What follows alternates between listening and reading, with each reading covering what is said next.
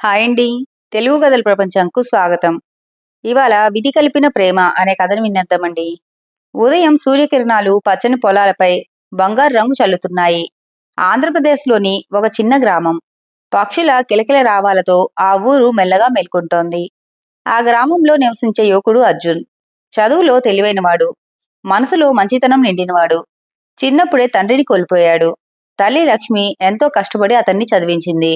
అర్జున్, అల్పాహారం చేసి వెళ్ళు నాన్నా అని తల్లి ప్రేమగా పిలిచింది. అమ్మా, ఈరోజు హైదరాబాద్లో ఇంటర్వ్యూ ఉంది. ఆశీర్వదించు అని ఆమె కాళ్లకు నమస్కరించాడు. నీ నిజాయితీ నిన్ను చాలా దూరం తీసుకెళ్తుంది అని తల్లి కళ్ళలో ఆనంద బాష్పాలతో ఆశీర్వదించింది. కొన్ని గంటల తర్వాత అర్జున్ హైదరాబాద్ చేరుకున్నాడు. నగరపు పరుగులు, ఎత్తైన భవనాలు, ట్రాఫిక్ ఇవన్నీ అతనికి కొత్తగా అనిపించాయి. ఇంటర్వ్యూకి వెళ్లటం కోసం బస్టాప్ దగ్గర నుంచొని ఉన్నాడు. అప్పుడే పెద్ద వర్షం ఒక్కసారిగా మొదలైంది. అక్కడే గొడుగు లేక తడుస్తూ నిలబడి ఉన్న ఒక యువతి అతని దృష్టిని ఆకర్షించింది. ఆమె పేరు నందిని. తెల్లని చూడీదార్, భుజాలపై జారుతున్న జుట్టు, కళ్ళలో అమాయకత్వం. ఆమెను చూసిన క్షణం అర్జున్ గుండె వేగంగా కొట్టుకుంది. అతను తన గొడుగును ఆమె వైపు చూపాడు. మీకు అభ్యంతరం లేకపోతే ఇద్దరం కలిసి వెళ్ళొచ్చు అన్నాడు. నందిని చిరునవ్వు నవ్వింది. ధన్యవాదాలు. ఇలాంటి వర్షంలో దేవుడే పంపిన సహాయంలా ఉంది అన్నది. ఇద్దరూ ఒకే గొడుగు కింద నడుస్తూ ఒకరిని ఒకరు పరిచయాలు చేసుకున్నారు. మీరు ఇక్కడ పనిచేస్తున్నారా అని అర్జున్ అడిగాడు. లేదు, మా నాన్నగారిని హాస్పిటల్కు తీసుకెళ్ళాలి. మందులు తీసుకురావడానికి వచ్చాను అంది. అంతలో ఒక వేగంగా వచ్చిన కారు నీటిని చిమ్మటంతో నందిని పూర్తిగా తడిసిపోయింది. అర్జున్ వెంటనే తన రుమాలు ఇచ్చాడు. పర్లేదు అంది నందిని. జలుబు చేస్తుంది, తీసుకోండి అన్నాడు. ఆ చిన్న శ్రద్ధ నందిని మనసును తాకింది. ఇద్దరూ విడిపోయే సమయం వచ్చింది. మళ్ళీ కలుసుకునే అవకాశం ఉంటుందా అని అర్జున్ అడిగాడు. నందిని చిరునవ్వుతో విధి అనుకుంటే తప్పకుండా కలుసుకుంటాం అని చెప్పి వెళ్ళిపోయింది. ఆ ఒక్క మాట అర్జున్ మనసులో పదిలమైంది. ఆ రోజు ఇంటర్వ్యూ బాగా జరిగినా అతని ఆలోచనలు మాత్రం నందిని చుట్టూనే తిరుగుతున్నాయి. అయితే అతనికి తెలియని ఒక నిజం ఉంది. నందిని జీవితంలో ఇప్పటికే ఒక పెద్ద సమస్య దాగి ఉందని. ఆ సమస్య వాళ్ళిద్దరి జీవితాలను పూర్తిగా మార్చబోతుంది అని. హైదరాబాద్లో ఇంటర్వ్యూ విజయవంతంగా పూర్తి చేసిన అర్జున్ సాయంత్రం తన గ్రామానికి తిరిగి వెళ్లేందుకు బస్ స్టేషన్కు చేరుకున్నాడు. కానీ అతని మనసులో మాత్రం ఒకే ఆలోచన, నందిని. ఆమె పేరు తప్ప తనకు ఇంకేమీ తెలియదు. 2 రోజుల తర్వాత అర్జున్కు ఉద్యోగం వచ్చినట్లు మెయిల్ వచ్చింది. హైదరాబాద్లోని ఒక ప్రముఖ సాఫ్ట్వేర్ కంపెనీలో అతనికి ఉద్యోగం లభించింది. అమ్మా, నాకు ఉద్యోగం వచ్చింది అని ఆనందంగా చెప్పాడు. లక్ష్మి ఆనందంతో తన కొడుకును కౌగిలించుకుంది. మీ నాన్న కల నేడు నెరవేరింది నాన్నా అన్నది ఆనంద బాష్పాలతో. కొన్ని రోజుల తర్వాత అర్జున్ హైదరాబాద్కు వచ్చి ఉద్యోగంలో చేరాడు. కొత్త ఆఫీసు, కొత్త స్నేహితులు, కొత్త జీవితం. ఒకరోజు మధ్యాహ్నం భోజనం చేసిన తర్వాత ఆఫీస్ దగ్గర ఉన్న ఒక చిన్న ఆలయానికి వెళ్ళాడు అర్జున్. అక్కడ తనకు పరిచయమైన ఆ చిరునవ్వు మళ్ళీ కనిపించింది. నందిని అని ఆశ్చర్యంగా పిలిచాడు. నందిని కూడా ఆశ్చర్యపోయింది. అరే, మీరా అన్నది ఆశ్చర్యంగా. ఇద్దరి ముఖాల్లోనూ తెలియని ఆనందం. ఇంత పెద్ద నగరంలో మళ్ళీ కలుస్తామని అనుకోలేదు అన్నాడు అర్జున్. నేను అలానే అనుకున్నాను అని నవ్వింది నందిని. ఇద్దరూ ఆలయ ప్రాంగణంలో కాసేపు మాట్లాడుకున్నారు. అప్పుడు అర్జున్ అడిగాడు. ఆ రోజు మీరు హాస్పిటల్కి వెళ్తున్నానన్నారు. మీ నాన్నగారికి ఇప్పుడు ఎలా ఉంది అని అడిగాడు. ఆ ప్రశ్న విన్న వెంటనే నందిని ముఖంపై చిరునవ్వు మాయమైంది. నాన్నగారికి గుండె సంబంధిత సమస్య ఉంది. చికిత్స జరుగుతోంది. అమ్మ లేరు. ఇంట్లో నేను నాన్న మాత్రమే ఉంటాము అని చెప్పింది. నేను ఉద్యోగం చేస్తూ ఆయనను చూసుకుంటాను అన్నది కళ్ళలో నీళ్లు తిరుగుతుండగా. అర్జున్ మృదువుగా అన్నాడు. మీరు ఒంటరిగా లేరు. ధైర్యంగా ఉండండి అని. ఆ మాట నందినికి ఎంతో ధైర్యం ఇచ్చింది. ఆ రోజు తర్వాత ఇద్దరు మంచి స్నేహితులయ్యారు. ప్రతిరోజు ఫోన్లో మాట్లాడటం, సాయంత్రం కలిసి టీ తాగటం, వారాంతరాల్లో ఆలయానికి లేదా పార్కుకి వెళ్లటం. ఇలా రోజులు వేగంగా గడిచిపోయాయి. కానీ తన ప్రేమను చెప్పడానికి సరైన సమయం కోసం ఎదురు చూశాడు అర్జున్.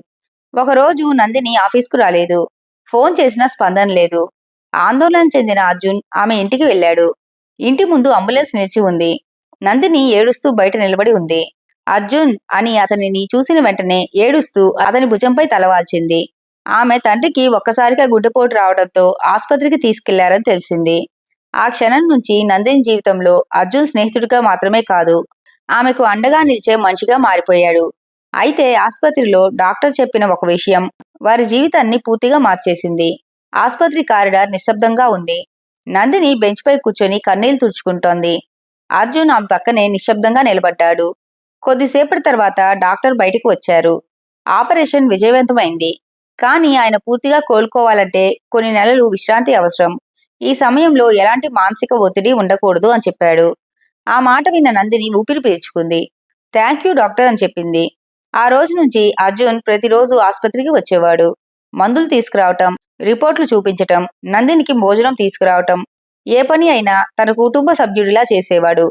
ఒకరోజు సాయంత్రం నందిని అడిగింది, అర్జున్, నువ్వు నా కోసం ఇంత చేస్తున్నావు ఎందుకు అని. అర్జున్ కాసేపు ఆమె కళ్ళలోకి చూసి నవ్వాడు. కొన్ని బంధాలకు కారణాలు ఉండవు నందిని, మనసే కారణం అన్నాడు.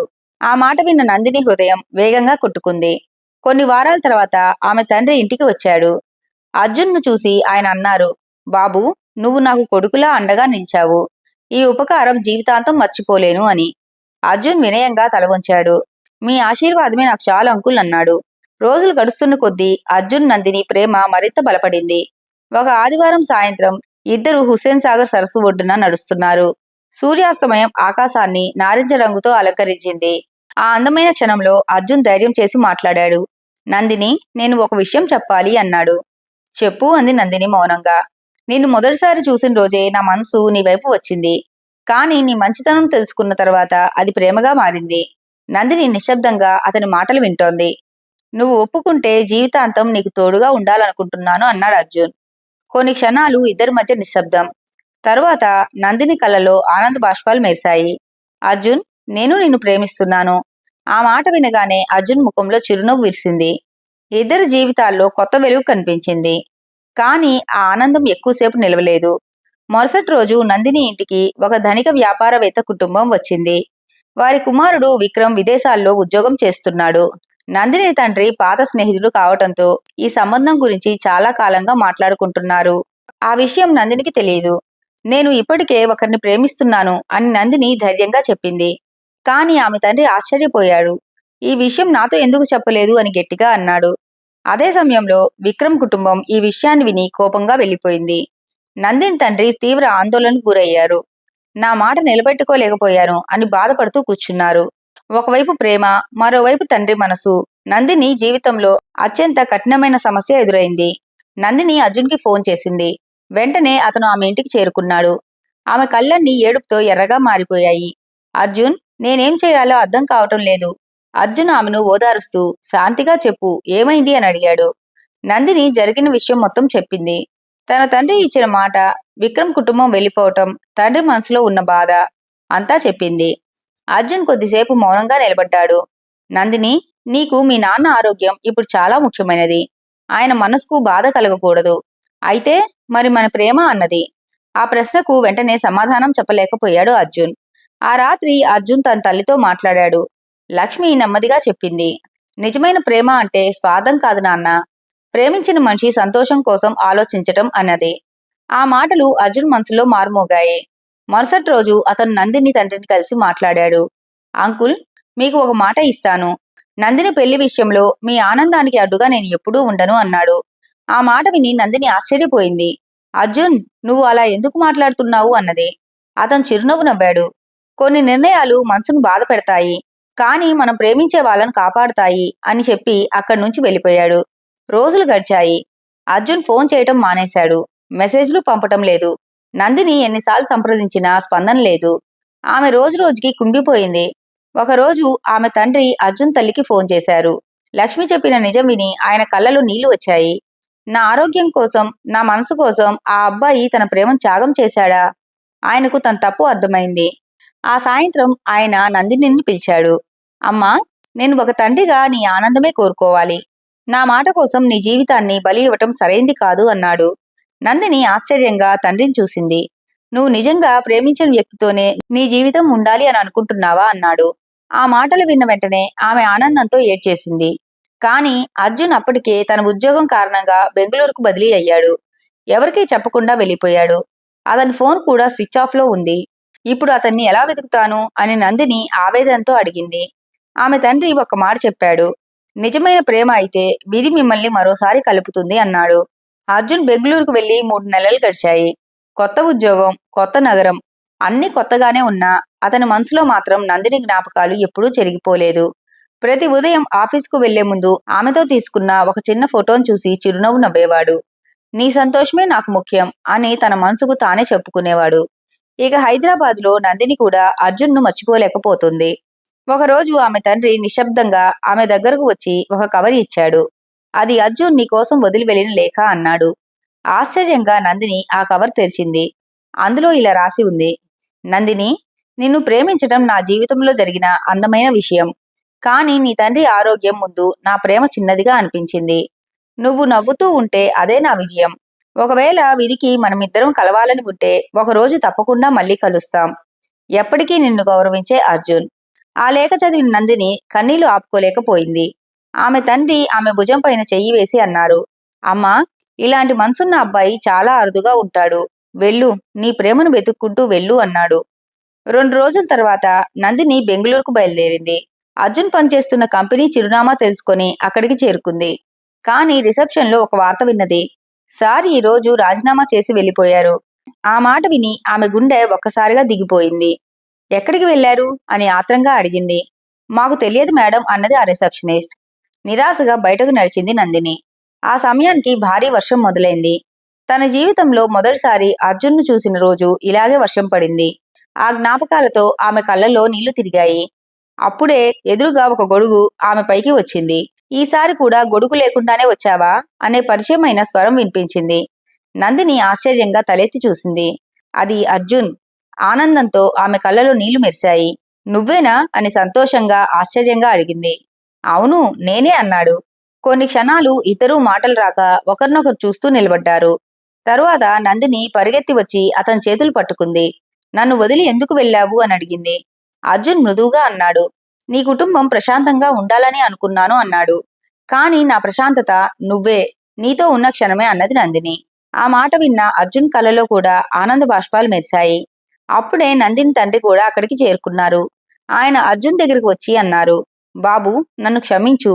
నా కూతురి ఆనందం నువ్వే. ఆమెను జీవితాంతం నవ్విస్తూ ఉంచుతావని నమ్ముతున్నాను అన్నాడు. అర్జున్ గౌరవంగా ఆయన కాళ్లకు నమస్కరించాడు. మీ ఆశీర్వాదం ఉంటే ఆమెను ఎప్పుడూ బాధపడకుండా చూసుకుంటాను అన్నాడు. కొన్ని నెలల తర్వాత గ్రామంలోని పురాతన దేవాలయంలో కుటుంబ సభ్యులు, స్నేహితుల సమక్షంలో అర్జున్ నందిని వివాహం ఘనంగా జరిగింది. వివాహం తర్వాత కూడా ఇద్దరూ తమ తల్లిదండ్రులను సమానంగా చూసుకుంటున్నారు. ప్రేమ అంటే కేవలం ఒకరిని ఒకరు ఇష్టపడటం మాత్రమే కాదు, ఒకరి కుటుంబాన్ని మరొకరు గౌరవించటం, కష్టాల్లో అండగా నిలవడం, నమ్మకాన్ని నిలబెట్టుకోవడం కూడా ప్రేమే అని వారు తమ జీవితాల్లో నిరూపించారు. ఏళ్ల తరువాత అదే వర్షం పడుతున్న ఒక సాయంత్రం తమ చిన్నారితో కలిసి నడుస్తూ నందిని చిరునవ్వుతో అడిగింది. మన మొదటి పరిచయం గుర్తుందా అర్జున్ అని. అర్జున్ నవ్వుతూ గొడుగును ఆమె వైపు చాపి అన్నాడు. ఆ రోజు ఒక గొడుగు మాత్రమే పంచుకున్నాము. ఇప్పుడు నా జీవితం అంతా నీతోనే పంచుకుంటున్నాను అన్నాడు. వర్షపు చినుకులు వారి నవ్వుల్లో కలిసిపోయాయి. ఆకాశంలో ఇంద్రధనుసు వెలిసింది. వారి ప్రేమ కూడా అలాగే ఉన్నది. ఎన్ని పరీక్షలు వచ్చినా మరింత అందంగా మారింది. నిజమైన ప్రేమకు ఆధారం నమ్మకం, గౌరవం, త్యాగం. ప్రేమించిన మనిషి ఆనందాన్ని మన ఆనందంగా భావించినప్పుడు విధి కూడా ఆ ప్రేమను గెలిపిస్తుంది. ఇంతటితో కథ కంచికి మనం ఇంటికి. ఈ కథ కనుక మీకు నచ్చినట్లయితే లైక్ చేసి, షేర్ చేసి, కామెంట్ చేసి మన ఛానల్కి సపోర్ట్ చేసేయండి ఫ్రెండ్స్. ఇక ఉంటానండి. By by.